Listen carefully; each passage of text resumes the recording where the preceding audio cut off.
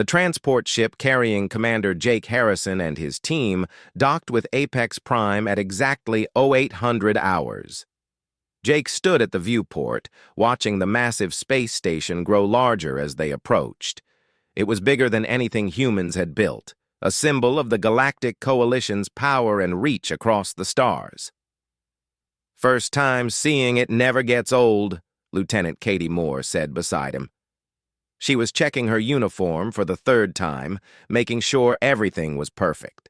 This was their chance to prove that Earth belonged among the stars. "Just remember," Jake said quietly, "we're not here to impress them. We're here to learn and to show them what we can do." Sergeant Ben Cole snorted from behind them. "They better be ready to learn something too. Humans didn't get this far by being weak." Jake didn't respond. He knew Ben was right, but he also knew that pride could be dangerous. The Coalition had been traveling the stars for thousands of years, while humans were still learning to make fire. They had to earn respect, not demand it. The airlock opened and they stepped into Apex Prime. The station was enormous inside, with corridors wide enough to drive a truck through. Aliens of all kinds moved through the halls. Jake saw the reptilian Virax with their scales and cold eyes. The insect-like Krell chittered as they walked on four legs. The Ethon floated past, their crystalline bodies glowing with inner light. All of them stopped to stare at the humans. "They're looking at us like we're zoo animals," Katie muttered. "Let them look," Jake said. "We've got nothing to hide." A Vrax officer approached them. He was tall, nearly 7 feet, with dark green scales and yellow eyes that seemed to look right through them. His uniform was covered in medals and ribbons that Jake didn't recognize. "I am War Commander Thexus," the alien said.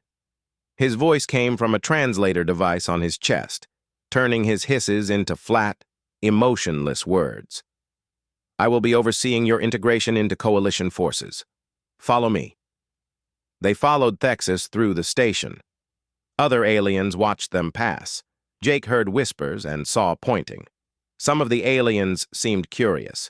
Others looked amused, like they were watching children play soldier. The briefing room was filled with officers from a dozen species. Thexus gestured for the humans to stand at the front while he addressed the room. "These are the human representatives," Thexus announced. "Earth has been accepted into the Coalition after meeting the minimum requirements for membership. They will be integrated into our training exercises so they may learn proper military doctrine." Jake noticed how Thexus said minimum requirements and learn proper doctrine. It was clear what the alien commander thought of human capabilities. "Commander Harrison," Thexus said, "please share your military experience with the group." Jake stepped forward. "I've served in Earth's military for 20 years. I've commanded units in 4 major conflicts and dozens of smaller operations. My team has extensive combat experience in various environments and situations." A Krell officer made a clicking sound that the translator rendered as laughter. "Combat experience against your own species, you mean? You have never faced a real military force." "We've faced what we had to face," Jake replied calmly, "and we've survived." "Survival against primitive weapons is not the same as victory against advanced forces," Thexus said. He pulled up a holographic display showing various human conflicts. "Your species fights with chemical propellants and crude explosives. Your tactics are based on conflicts fought on a single planet with limited resources. This is not modern warfare." Katie raised her hand. "With respect, Commander, our tactics evolved from thousands of years of warfare.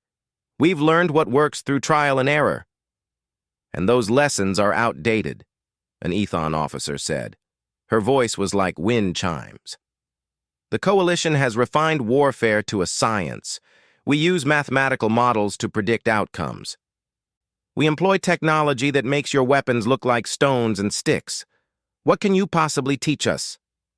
Ben's jaw clenched.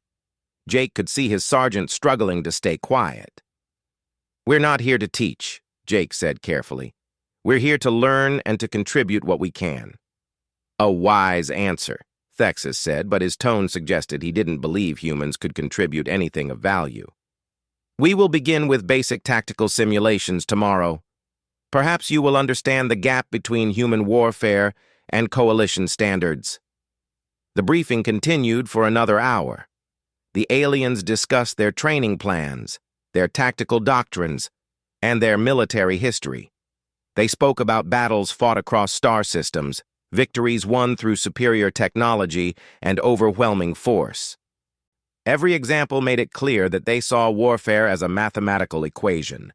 More ships plus better weapons equaled victory. It was that simple. When the briefing ended, the humans were shown to their quarters.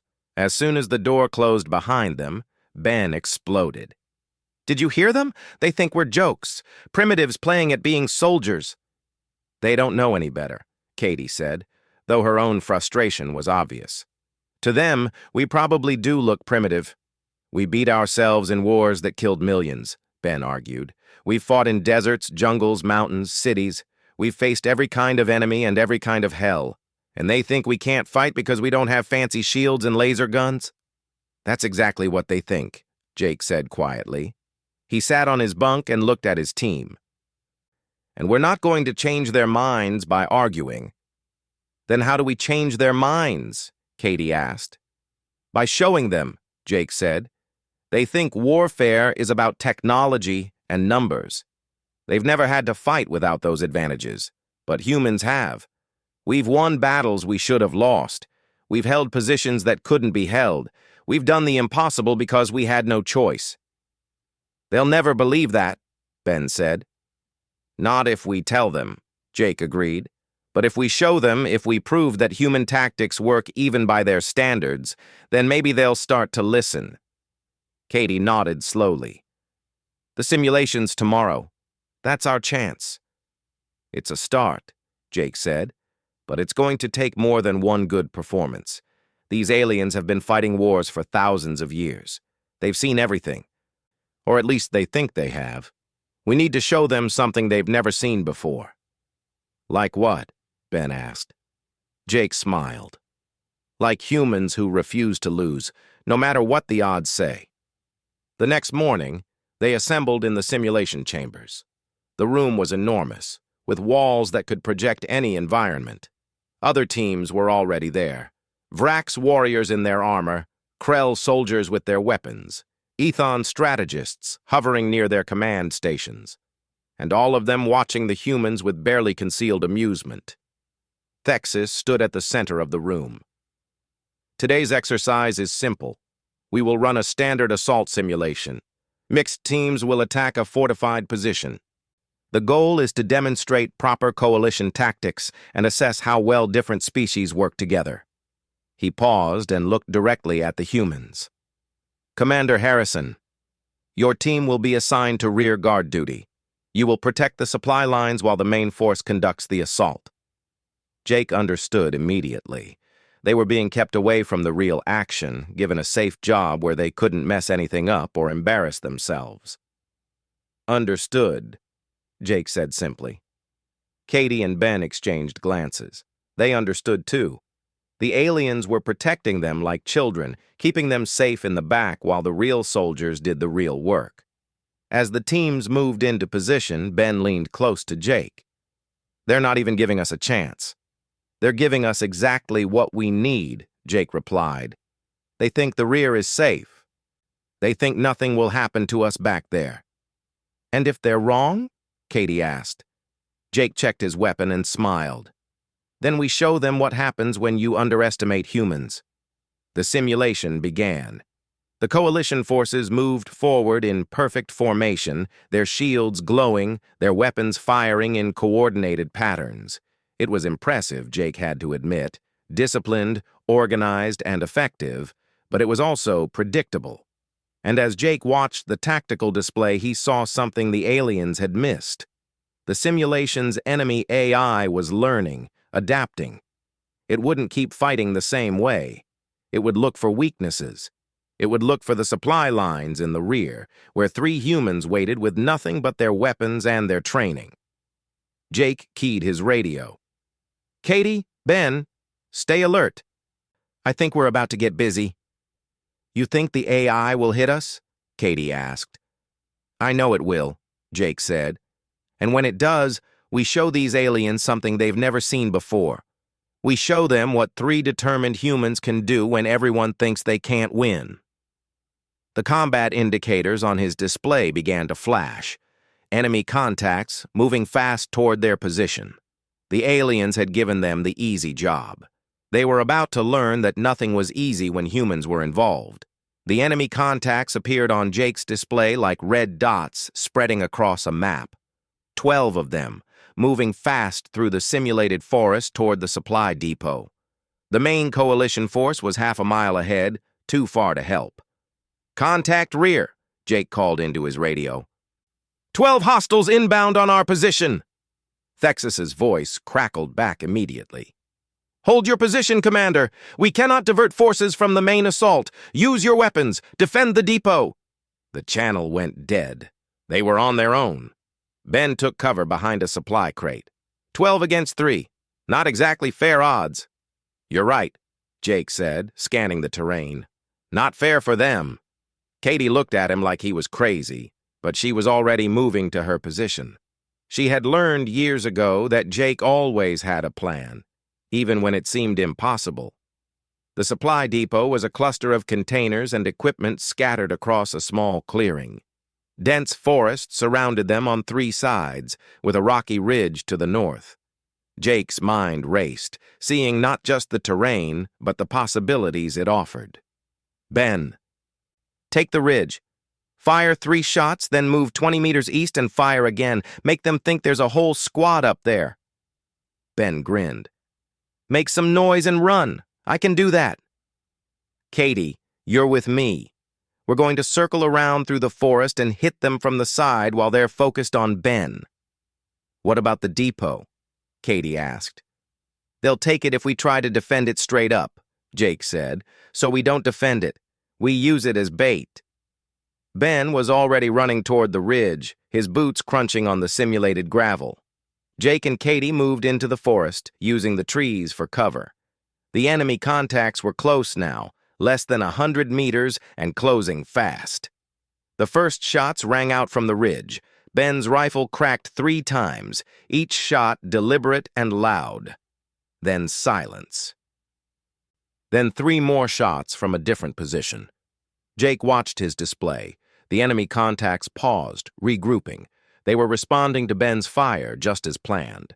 Half of them began moving toward the ridge while the others advanced on the depot. Now, Jake whispered. He and Katie moved through the forest like ghosts. Years of training had taught them how to move quietly, how to use terrain, how to become invisible even in open ground. The aliens had better technology, but humans had learned to hunt and hide when all they had were rocks and sticks. The first enemy soldier never saw them coming. Jake fired twice, center mass, and the simulation registered the kill.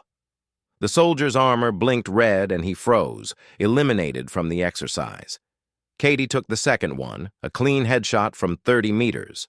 2 down, 10 to go. The enemy force reacted, but they reacted to where the shots had come from. They turned toward the forest, firing at shadows. Jake and Katie were already moving, already somewhere else. Ben fired again from the ridge, drawing more attention. The enemy was confused now, taking fire from multiple directions, unable to pin down exactly how many attackers they faced. They're splitting up, Katie reported. 4 heading your way, Ben. Let them come, Ben replied. Jake could hear the smile in his voice. Jake circled wide, flanking the 6 enemies still focused on the depot. He moved carefully, each step calculated. The aliens might have shields and energy weapons, but in the simulation, everyone played by the same rules. A shot to a vital area was a kill, regardless of technology. He found a position behind a fallen log. 6 targets, all facing away from him. In the real world, this would be murder. In training, it was called superior tactics. Jake opened fire. 3 shots, 3 kills before the others even realized where he was. The remaining 3 spun toward him, but Katie was already firing from their flank. 2 more went down. The last one got a shot off, his energy blast scorching the log Jake was hiding behind. Then Ben's rifle cracked from the ridge, and the final enemy soldier's armor flashed red. 6 down. 6 to go. The remaining enemies, the ones who had gone after Ben, suddenly found themselves in a very bad position. They were on open ground, exposed on the ridge, and now they knew they were facing a much more dangerous force than they had expected. Jake keyed his radio. "Ben, fall back. Lead them down toward the depot. Copy that." Ben appeared on the ridge, deliberately exposing himself. He fired once, twice, then turned and ran. The enemy soldiers, sensing an easy kill, chased after him. They ran straight into the trap. Jake and Katie had positioned themselves on either side of the path Ben was using. As the enemy soldiers rushed past, focused on the runner ahead of them, they entered a kill zone. The firefight lasted less than 10 seconds. Crossfire from both sides, no escape routes, no cover. All 6 enemy soldiers went down without taking a single shot at their real attackers. When the simulation ended, Jake stood in the clearing, breathing hard. The tactical display showed all 12 enemy soldiers eliminated. Human casualties, 0. The simulation chamber's walls flickered and returned to their normal gray color. Jake, Katie, and Ben walked back toward the main staging area where the other teams were gathering. The aliens stared at them in complete silence. Thexus approached, his scales rippling in what Jake had learned was confusion. "Report." 12 enemy contacts attempted to raid the supply depot, Jake said. "We neutralized all threats. 0 friendly casualties." 12? Thexus repeated. "With 3 soldiers?" "Yes, sir." "That is not possible. The simulation must have malfunctioned." "The simulation didn't malfunction," Katie said quietly. "We just didn't fight the way you expected." An Ethon strategist floated forward, her crystalline form pulsing with agitation. "We need to review the combat footage. This does not follow any known tactical doctrine." For the next hour, the aliens watched the recording of the fight. They saw Jake split his tiny force into 3 parts, saw them use deception and terrain, saw them turn the enemy's numbers against them. Every tactical decision Jake made violated coalition doctrine, and every single one had worked. "You abandoned the supply depot," a Krell officer said. "The objective was to defend it." "The objective was to prevent the enemy from taking it," Jake corrected. "We did that." "By risking your lives unnecessarily," Thexus said. "You exposed yourself to enemy fire repeatedly. You split your forces when doctrine says to stay together. You used tactics that increased your danger for minimal tactical gain." "Minimal gain?" Ben said. "We wiped out a force 4 times our size without a scratch." "Through luck," Thexus insisted. "Through training," Jake said firmly. "Every move we made was deliberate. We used terrain to our advantage. We created confusion. We made the enemy think we were more numerous than we were. These aren't new tactics. Humans have been doing this for thousands of years." "Impossible," the Ethon said. "Such tactics are too risky. The probability of success is too low." Katie pulled up her tablet. "Probability of success according to your combat computer was 11%. But that computer doesn't account for human factors. It doesn't know that we train for exactly these situations. It doesn't understand that humans don't fight based on probability." "Then what do you fight based on?" Thexus asked. "Determination," Jake said. "Skill. Trust in our teammates, and the refusal to accept that something can't be done." The aliens were quiet. They looked at each other, their various forms of communication creating a symphony of confusion and doubt. Other human teams began reporting in. They had performed similarly in their simulations. Lieutenant Chris Baker's team had held a position against overwhelming odds by refusing to retreat. Captain Diana Foster's squad had won by doing something the aliens considered insane. They had split up and attacked from 4 directions at once, with no communication except perfect timing. Every human team had violated coalition doctrine, and every human team had won. That evening, the humans gathered in their quarters. Word had spread through the station about their performance. The mockery had stopped, replaced by confused whispers and suspicious glances. "They don't know what to make of us," Katie said. "They're scared," Ben replied. "Not of us exactly, but of what we represent. We break all their rules and still win." Jake sat by the viewport, looking out at the stars. "They're not scared. They're confused. Everything they know about warfare says we should have failed, but we didn't, and now they have to figure out why." "Are we going to tell them?" Katie asked. "Eventually," Jake said. "But first, they need to see more. One simulation isn't enough to change thousands of years of doctrine. They need to understand that this isn't luck or accident. This is who humans are." A chime at the door interrupted them. Jake opened it to find Thexus standing outside. "Commander Harrison, may I speak with you?" Jake stepped into the corridor. The Virax warrior looked uncomfortable, his scales shifting colors slightly. "Your tactics today," Thexus began. "They should not have worked." "But they did," Jake said. "Yes, and that troubles me." Thexus paused. "I have fought in 17 campaigns. I have commanded fleets and armies. I understand warfare. But what you did today, I do not understand. You made decisions that my training says are wrong, yet you achieved victory." "Our training is different," Jake said. "Coalition forces have technology and numbers. You fight enemies who are weaker than you. But humans spent thousands of years fighting each other. We had to learn to win when we were outgunned, outnumbered, and facing impossible odds. And you learned this how? By refusing to give up," Jake said simply. "By trying the impossible until we figured out how to make it possible." Thexus was silent for a long moment. "Tomorrow there will be more simulations, more difficult scenarios. Command wants to see if your success today was representative or anomaly." "We'll be ready," Jake said. "I believe you will," Thexus replied, "and that is what troubles me most." As the Vrax warrior walked away, Katie joined Jake in the corridor. "Think they'll ever really understand?" she asked.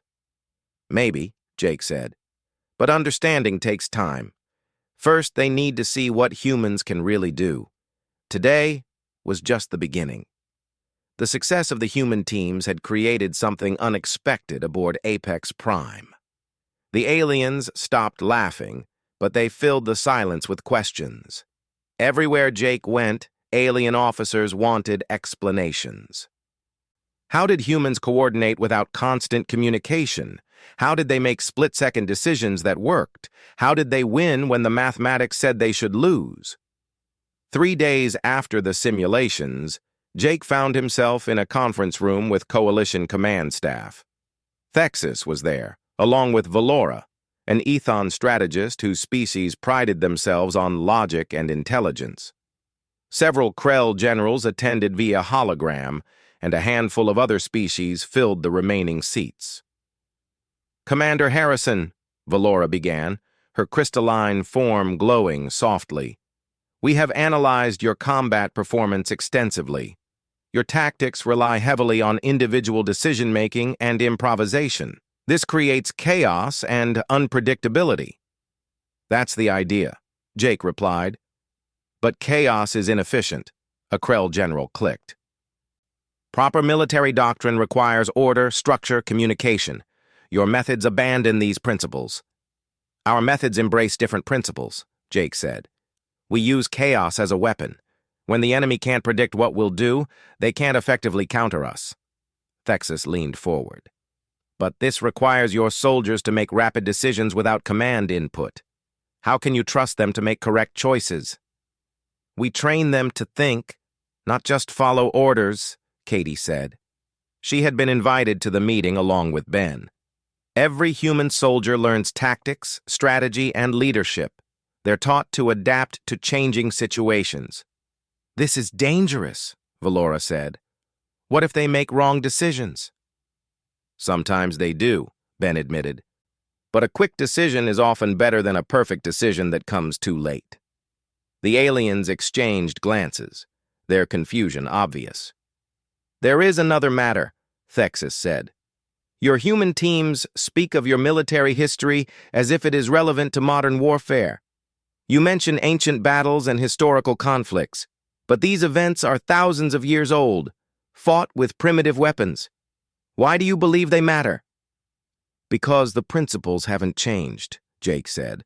Weapons evolve, technology advances, but the fundamentals of combat remain the same, and humans learned those fundamentals the hard way. Through tribal warfare, a Krell general said dismissively. Every species has such a past. It is not relevant to galactic conflict. Katie pulled out a datapad. Is it? Let me tell you about the Battle of Thermopylae. She projected a hologram showing an ancient mountain pass. 300 Spartan soldiers held this pass against a Persian army of over 100,000 men for 3 days. They knew they couldn't win. They knew they would die. But they fought anyway because their sacrifice gave their allies time to prepare. The numbers are clearly exaggerated, Valora said. No force of 300 could hold against 100,000. The numbers are verified by multiple historical sources, Katie replied. Persian records, Greek records, archaeological evidence. It happened exactly as reported. Impossible, the Ethon insisted. Ben brought up another image. Rorke's Drift. 150 British soldiers defended a supply station against 4,000 Zulu warriors. The Zulus were fierce fighters with superior numbers. The British were outnumbered 25-1. They won. Again, impossible, Thexus said, but his voice had lost some of its certainty. Jake stood. You keep saying impossible, but these events happened. They're documented, verified, studied, and they're not exceptions. Human military history is full of impossible victories. He pulled up image after image. The Alamo, where less than 200 defenders held out for 13 days against thousands. The Battle of Mogadishu, where a handful of soldiers fought through overwhelming enemy forces to rescue their comrades. The Warsaw Uprising, where civilians with makeshift weapons fought a modern army for 63 days. Every one of these battles actually happened, Jake said quietly. Everyone involved humans facing impossible odds and fighting anyway. Sometimes they won, sometimes they lost, but they always fought, because giving up was not an option. The conference room was silent. Aliens who had been dismissive now looked uncertain. Valora's crystalline form pulsed with what Jake had learned was agitation. Why? She asked finally. Why would your species continue fighting when defeat was certain? It defies logic. It defies your logic, Katie said. But humans don't operate on pure logic. We operate on determination, on loyalty, on the refusal to abandon our principles even when doing so would be easier. This is madness, a Krell general said. Maybe, Ben agreed. But it's effective madness. Those 300 Spartans gave Greece time to prepare. Those British soldiers at Rorke's Drift protected vital supplies. Those defenders at the Alamo became a rallying cry that inspired an army. They lost battles but helped win wars. Thexus stood and approached the holographic displays. He studied the images of ancient human warriors, their primitive weapons and armor. These soldiers fought with no shields, no energy weapons, no advanced technology. They fought with courage and skill, Jake said. They fought with the belief that their cause mattered more than their own lives, and they fought with tactics born from thousands of years of experience. But how does this relate to your performance in our simulations? Valora asked. Because we're still using those same principles, Jake explained. When I split my team into 3 parts, I was using tactics developed by ancient human warriors who learned that a small force can defeat a large one through deception and mobility. When Katie made that impossible shot, she was drawing on a tradition of marksmanship that goes back thousands of years. Every tactic we used has roots in battles fought long before we reached the stars. You are saying, Thexus said slowly, that your success in modern combat scenarios comes from ancient warfare? I'm saying that humans learned to fight when we had nothing, Jake replied. No technology, no numbers, just determination and ingenuity. We learned to win against superior forces because we had to. And those lessons don't become obsolete just because weapons change. Valora floated closer to the displays. If these accounts are true, if humans truly achieved such victories against overwhelming odds, then your species is fundamentally different from others in the coalition. How so? Katie asked. Every species in the coalition evolved with natural advantages, Valora explained. The Vraks have armored scales and superior strength. The Krell have numbers and hive coordination. My people have enhanced cognitive abilities. We developed technology that enhanced our natural strengths. And humans? Ben asked. Have no significant natural advantages, Valora said. You are not particularly strong, fast, or durable. Your senses are adequate but not exceptional. By all measures, you should have been eliminated by predators during your evolution. But we weren't, Jake said, because we learned to think, to adapt, to overcome. We became persistence hunters who could run prey to exhaustion.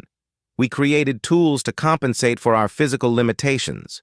We learned to cooperate in ways that made us stronger than any individual. And you applied these skills to warfare, Thexus said. It wasn't a question. We had no choice, Jake replied. When humans fought each other, we couldn't rely on being stronger or tougher.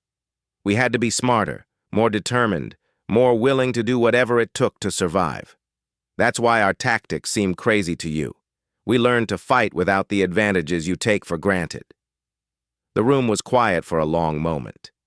The aliens processed this information, comparing it to their own histories and experiences.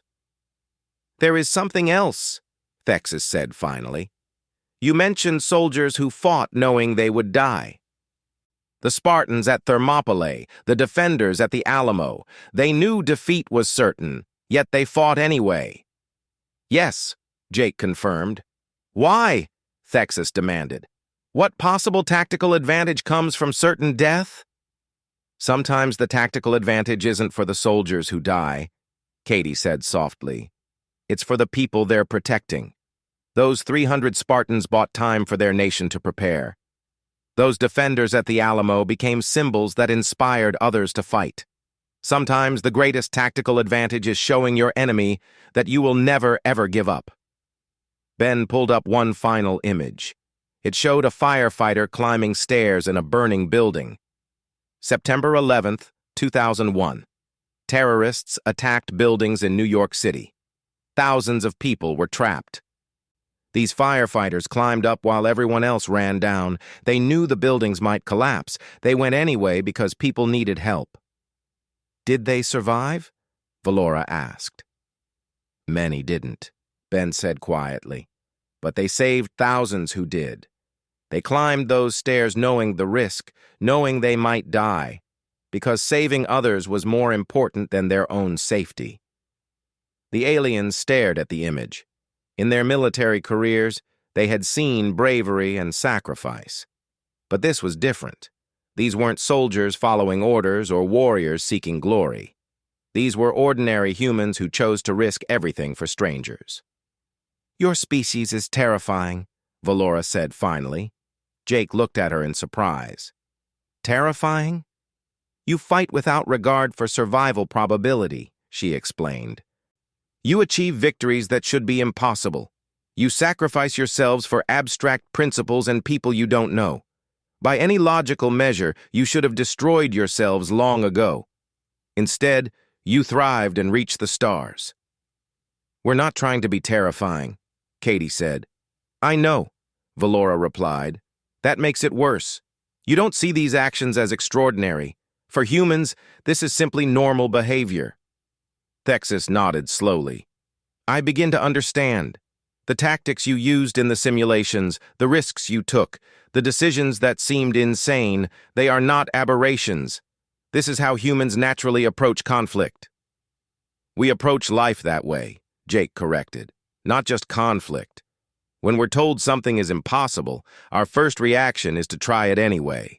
When we face overwhelming odds, we look for a way to win rather than accepting defeat.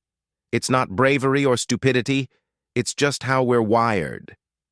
And your myths and legends, Thexus said, they are not exaggerations or fiction. They are historical records of your species doing what we consider impossible. Exactly, Jake confirmed. The conference room door opened and Admiral Cole Preston entered. His expression was grave, the kind of look that said bad news was coming. Every officer in the room immediately stood at attention. At ease, Preston said. He moved to the central display and pulled up a star map. A small system on the edge of Coalition space blinked red. We have a situation. The map zoomed in on a mining colony orbiting a planet designated Kepler 442b. The station appeared peaceful in the hologram, but Jake could see distress markers flashing across the display. 2 hours ago, the mining station sent a distress call, Preston explained. Pirates have taken control. They're holding 200 civilian workers hostage and demanding ransom. What is the nearest coalition response fleet? Thexus asked. 6 days away, Preston replied. By the time they arrive, the hostages will likely be dead. Pirate protocol is to execute prisoners if rescue operations are attempted or if demands are not met quickly. Valora's form pulsed with agitation. Then we must negotiate. It is the only way to save lives. Negotiations take weeks, a Krell general said. The pirates will not wait that long. They will begin killing hostages to force compliance. Then what do you propose? Valora demanded. Preston looked directly at Jake. Commander Harrison, what is your assessment? Jake studied the station layout on the display. 40 pirates, heavily armed, controlling a structure with multiple access points and life support that could be weaponized. 200 civilians scattered throughout the facility. It was a nightmare scenario by any measure. The pirates have rigged explosives to the life support system, Jake said, noting the threat markers. If they detect a rescue attempt, they'll vent the atmosphere and kill everyone. Exactly, Preston confirmed. Coalition doctrine says this is an unwinnable scenario. Any rescue attempt will result in mass casualties. Coalition doctrine assumes a conventional rescue, Katie said quietly. She had been studying the layout, too, her mind already working through possibilities. Thexus turned to her. Are you suggesting an unconventional approach? I'm suggesting a human approach, Katie replied. The pirates expect coalition tactics. They expect negotiation, careful planning, and risk-averse strategies. They're not expecting what humans would do. And what would humans do? Valora asked. Hit them so fast they don't have time to react, Ben said. Multiple entry points, simultaneous assault, overwhelming aggression. Don't give them a chance to think, let alone trigger their fail-safes. That is suicide, a Krell general declared. The probability of success is infinitesimal. The probability of success using your methods is 0, Jake said flatly. Those hostages will die if we sit here calculating odds, but there's a chance, however small, if we act immediately and decisively. Preston nodded. That's my assessment as well. Coalition Command has authorized a rescue attempt, but they're leaving the tactical decisions to me. I'm giving this mission to the human teams. The aliens in the room erupted in protest. Thexus's scales rippled with agitation. Valora's glow intensified. The Krell generals chittered loudly through their translators. This is madness, Thexus said. You would risk human lives on a mission that cannot succeed? We'd risk human lives to save 200 innocent people, Jake corrected.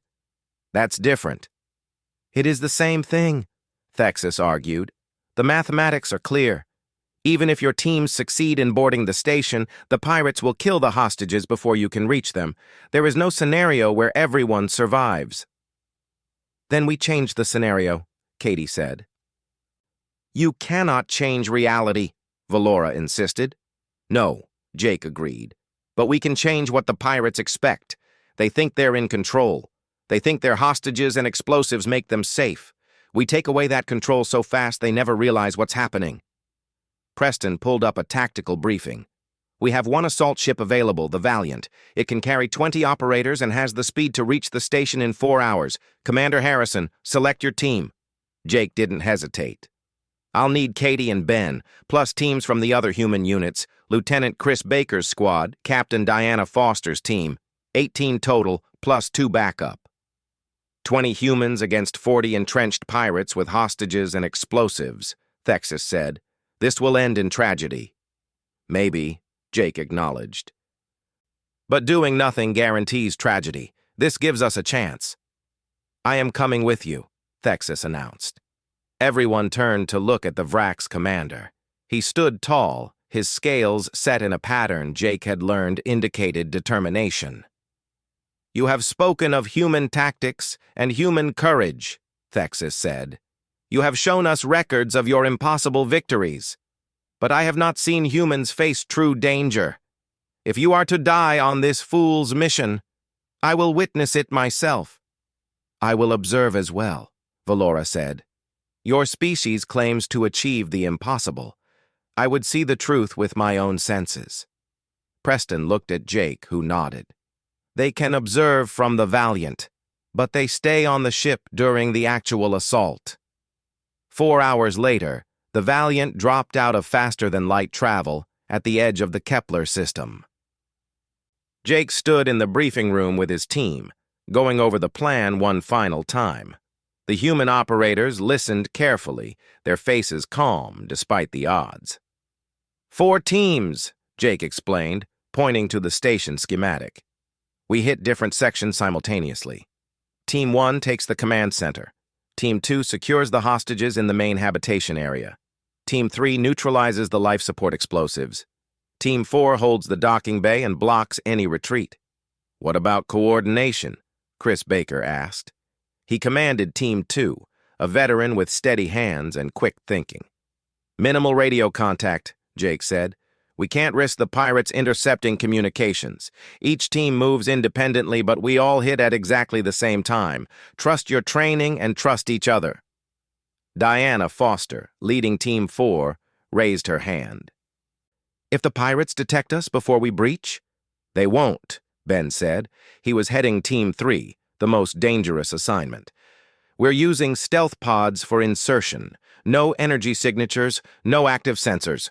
We'll be ghosts until we're already inside.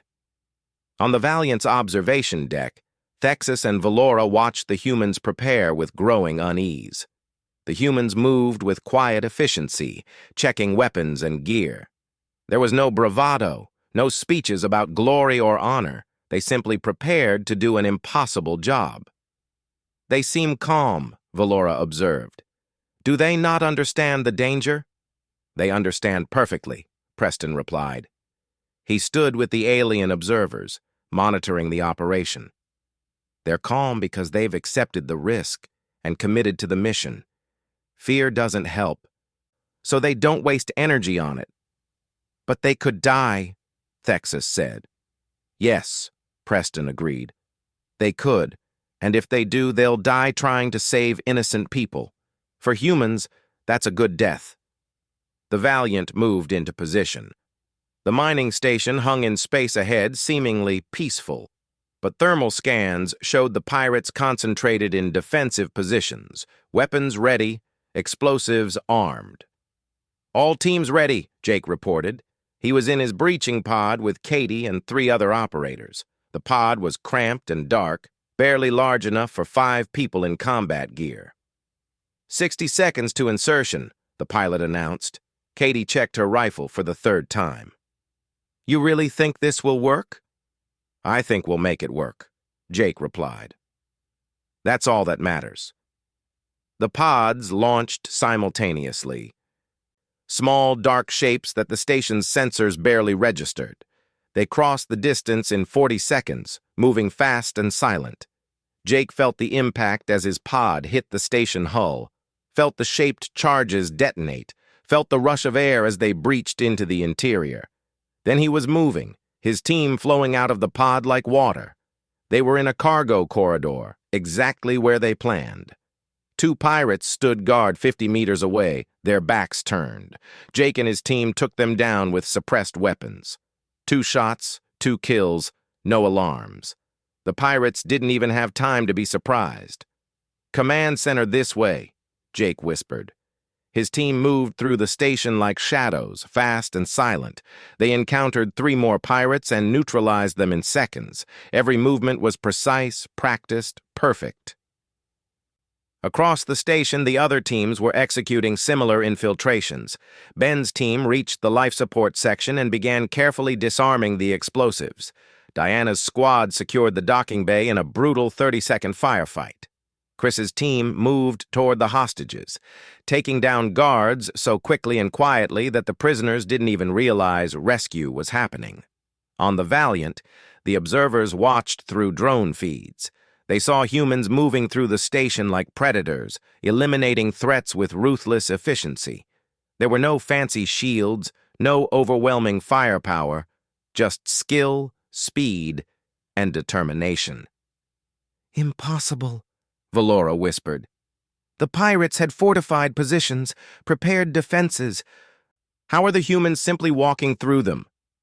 "Because the pirates prepared for an attack they understood," Preston explained.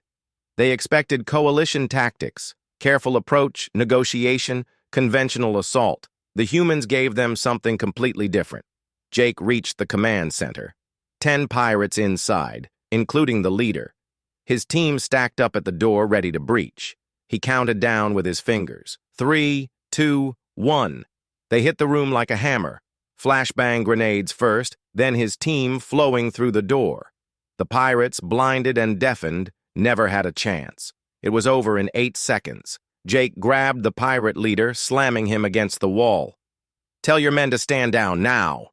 The pirate, still dazed, looked at Jake in shock. "How did you get here? You can't be here." "We have hostages." "You had hostages," Jake corrected.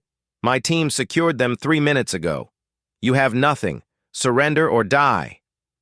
The pirate leader stared at him, realization dawning. His perfect plan had fallen apart so fast he barely understood what happened. Human soldiers, moving like ghosts, had torn through his defenses in minutes. He reached for his communicator. "All units, stand down. I repeat, stand down." 17 minutes after insertion, the station was secure. All 40 pirates captured or dead. All 200 hostages safe. The explosive were disarmed, and the human teams had suffered only minor injuries, nothing serious. Jake stood in the station's command center as Thexus and Valora came aboard. The Vrax commander looked around at the unconscious pirates, the secured weapons, the rescued hostages being tended by medics. "You did it," Thexus said, his voice filled with disbelief. "The mathematics said this was impossible. Every tactical analysis predicted failure. Yet you succeeded."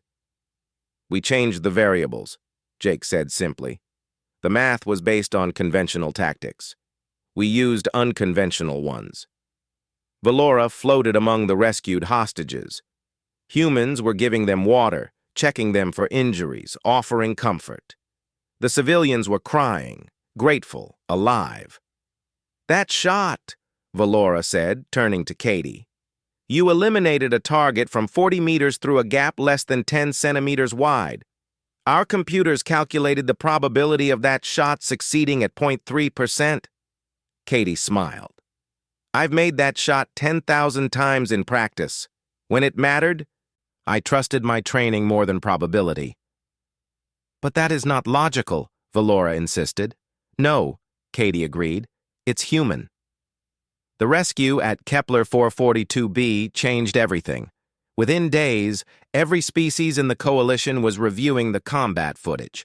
They watched humans move through the station like ghosts, eliminating a superior force with terrifying efficiency. They saw tactics that violated every principle of conventional warfare succeed against impossible odds. Jake and his team returned to Apex Prime as heroes, though they didn't feel like heroes. They had done what needed to be done, nothing more. But the aliens saw it differently. They saw humans achieve something that should have been impossible, and it forced them to reconsider everything they thought they knew about warfare. Admiral Preston called Jake to his office 2 days after their return. Inside, Jake found not just the Admiral, but Supreme Commander Korth, the massive insectoid who commanded the entire Coalition military. "Commander Harrison," Korth's translator rendered his, clicking into words, "your actions have created significant debate within Coalition leadership." "I hope we didn't cause problems, sir," Jake said carefully. "On the contrary," Korth replied, "you have revealed a critical weakness in our military doctrine. We have become predictable, reliant on technology and overwhelming force. Your species has shown us an alternative." Preston activated a star map. Red markers appeared along the Coalition's border with unclaimed space. "For weeks, we've been tracking unusual activity in this region. Ship movements, resource gathering, military buildup." "The Kragoth Empire," Korth explained. "They have been quiet for 50 years, rebuilding after their last defeat. Intelligence now suggests they are preparing for a massive offensive." Jake studied the map. The red markers indicated a force that dwarfed anything the Coalition had in the region. "How bad is it?" 347 enemy capital ships, Preston said, plus support vessels, fighters, and ground forces. The Coalition can field 112 capital ships to meet them. "We are outnumbered 3-1, Korth said. "Using standard Coalition tactics, our probability of victory is less than 8%. "But you're not planning to use standard tactics," Jake said. "No," Korth confirmed. "We are planning to use human tactics, or rather, tactics inspired by human methods adapted for Coalition forces." Preston pulled up training schedules and deployment plans. "For the past week, we've been analyzing your combat methods and developing ways to incorporate them into Coalition doctrine. It's not easy. Our soldiers are trained to rely on technology and numerical superiority. Teaching them to fight like humans requires a fundamental shift in thinking." "You can't just teach the tactics," Jake said. "You have to teach the philosophy behind them.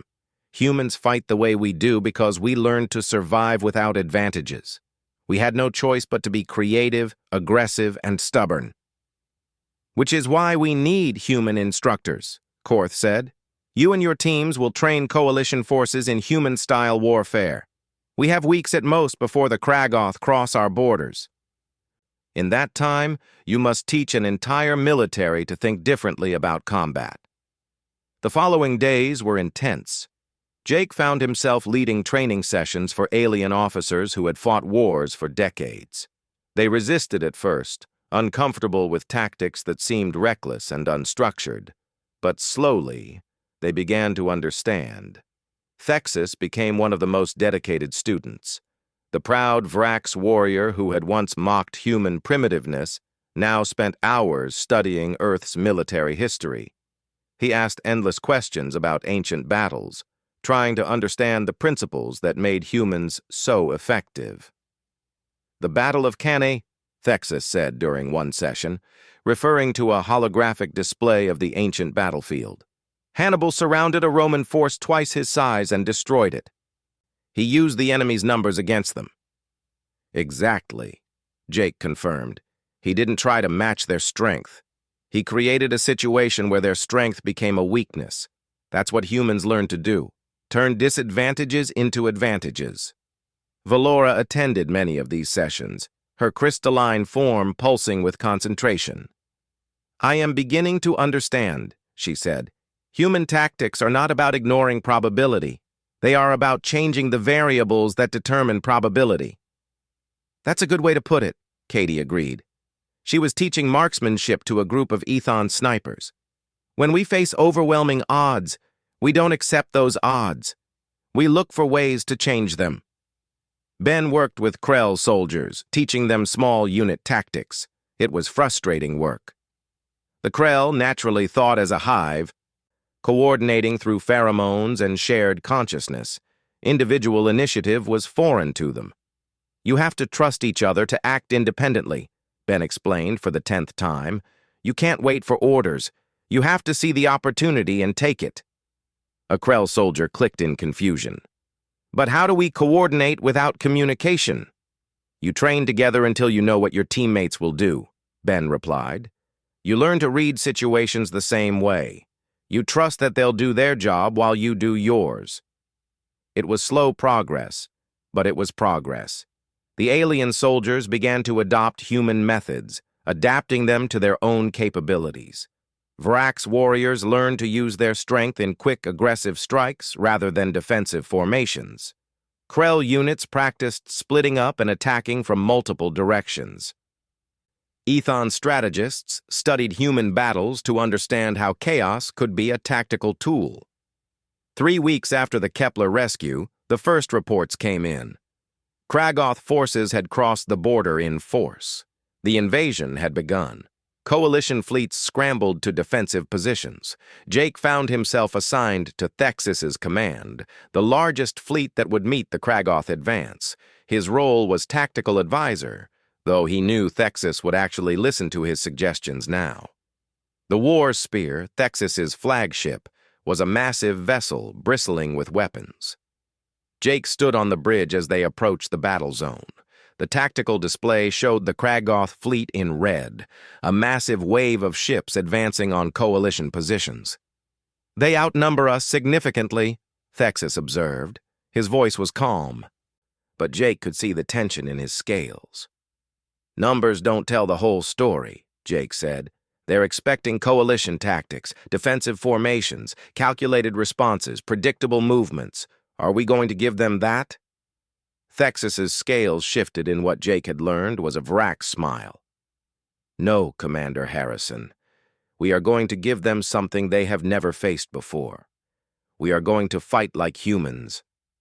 The coalition fleet spread out, abandoning the tight formations that doctrine required. Instead, they moved in loose groups that could act independently. It looked chaotic to observers who expected standard tactics. But Jake saw the method in the apparent madness.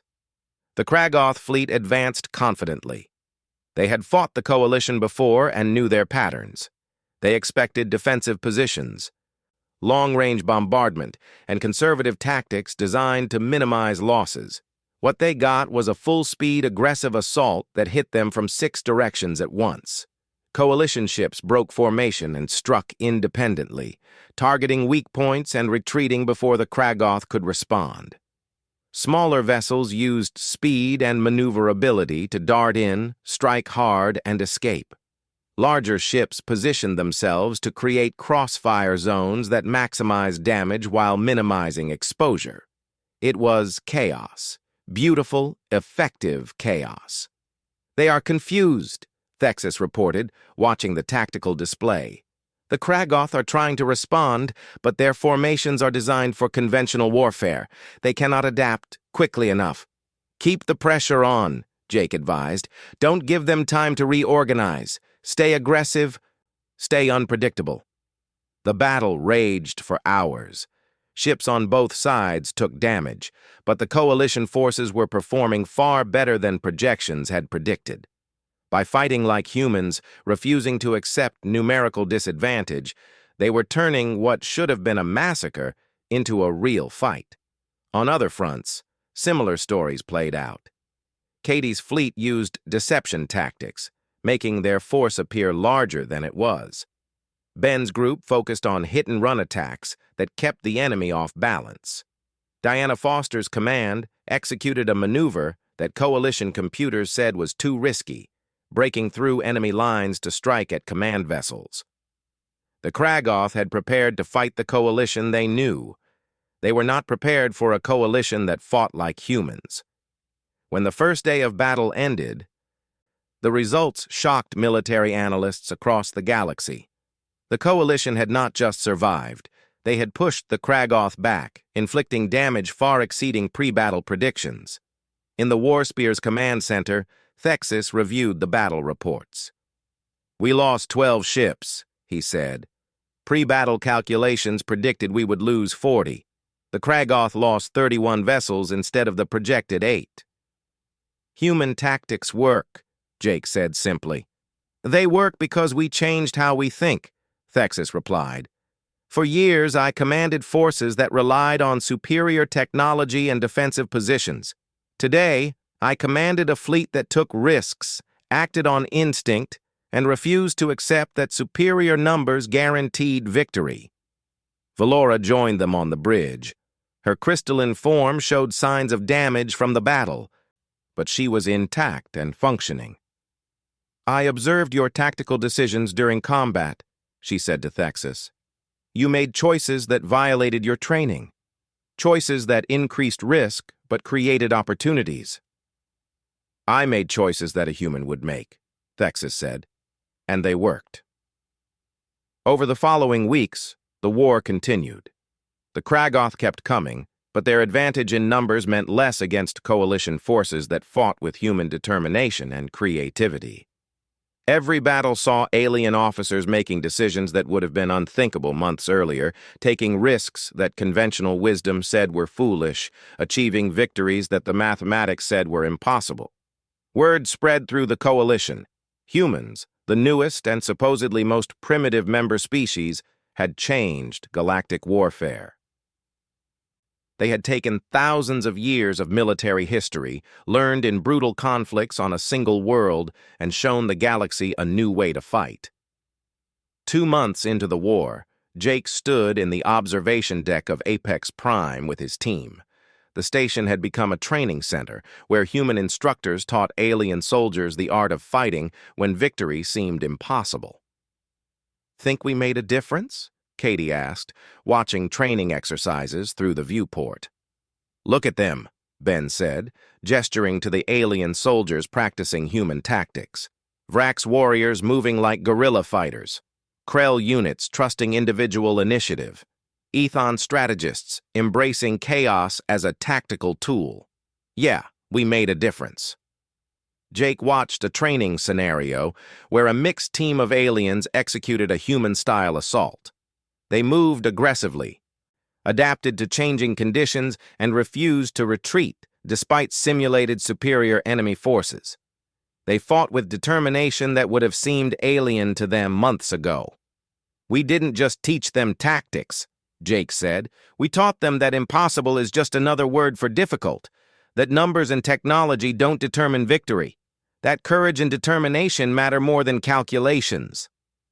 Thexis approached them. His scales showing the patterns Jake had learned indicated respect. "Commander Harrison, I wanted to thank you." "For what?" Jake asked.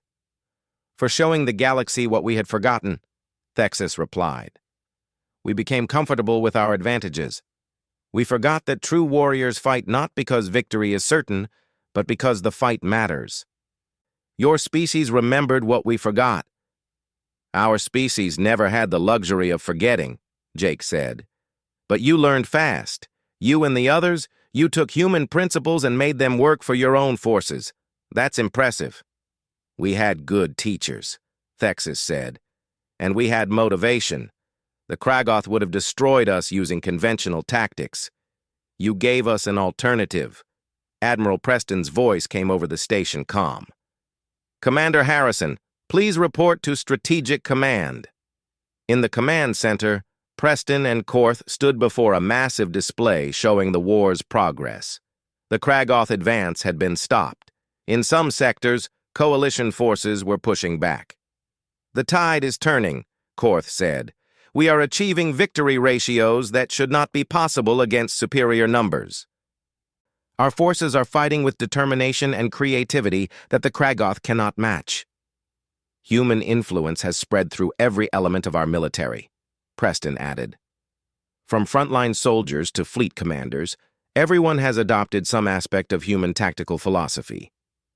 We estimate the war will continue for months, Korth said, but we will win, not through superior technology or numbers, but through superior mindset. The Kragoth expected to fight the coalition they knew.